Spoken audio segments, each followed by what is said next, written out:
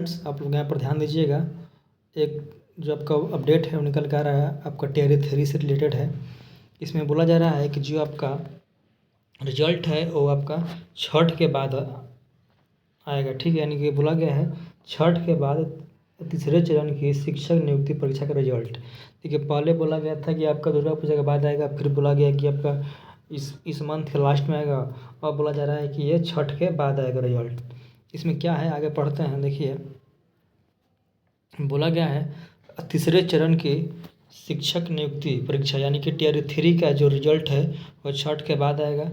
Result में देरी की वजह सामान्य प्रशासन विभाग यानी कि जीएडी द्वारा आरक्षण रोस्टर क्लियर कर आयोग को भेजने में हो रहा विलम्ब। यानी कि जो जीएडी है वो आरक्षण रोस्टर को क्लियर करके जो आपका बीपीएससी आयोग है इसको भेजने में देरी कर रही है। इसी कारण जो रिजल्ट है अब वो आपका छठ के बाद आएगा, ठीक है। बोला गया कि मालूम हो कि इस परीक्षा का विज्ञापन राज्य सरकार द्वारा घोषित नई आरक्षण नीति के तहत निकाला गया था। यानी जो आपका इसके विज्ञापन है वो 65% आरक्षण पर निकाला गया था। लेकिन ये जो का मामला है ये कोर्ट में फंस गया। उसके बाद फिर से जो 50% आरक्षण पर फिर से रोस्टर क्लियर करने के लिए बोला गया आपको जीएडी को, और जीएडी जब रोस्टर क्लियर हो जाएगा उसके बाद ये बीपीएससी को भेजेगा, तब जाके आपका रिजल्ट आएगा, ठीक है। यानी कि पहले आपका जो शिक्षा विभाग है वो रोस्टर क्लियर करके जीएडी को भेजेगा, और फिर जो जीएडी है ये भेजेगा बीपीएससी को। उसके बाद बीपीएससी जो है नया आरक्षण नीति यानी कि 50% पर आपका रिजल्ट जारी करेगा।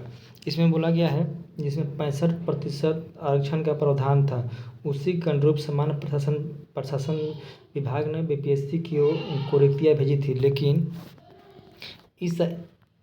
लेकिन इस आरक्षण द्वारा नीति के विरोध में कुछ लोगों द्वारा पटना हाई कोर्ट में याचिका दायर करने और हाई कोर्ट द्वारा सरकार की नई आरक्षण नीति को रद्द करना पड़ा।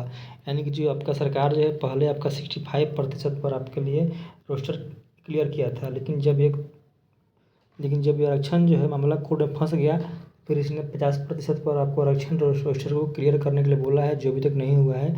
इसको होने में टाइम लग रहा है, इसी कारण आपका रिजल्ट जो है वो छठ के बाद जारी किया जाएगा, ठीक है।